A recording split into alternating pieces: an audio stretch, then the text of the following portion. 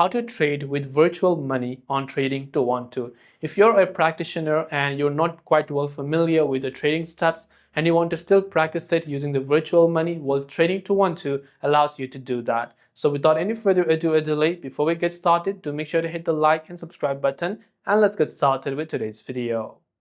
If you want to trade with virtual money on Trading 212, it's actually quite fairly simple for us to do so.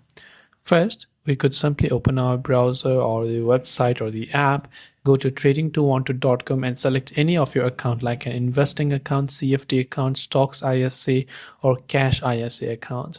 Now to start trading with the virtual money, on the top right hand side you can see the option called Start Trading Now. Just click on that option and here will ask you to set up your account details and so on, but you can see this option that says Practice with Virtual Money. So of course you just have to click on this option called Practice with Virtual Money and it will take you to the new page where you can simply start practicing the trading using your virtual money. So that's all for this video. If you have got any questions, do feel free to also leave them down below.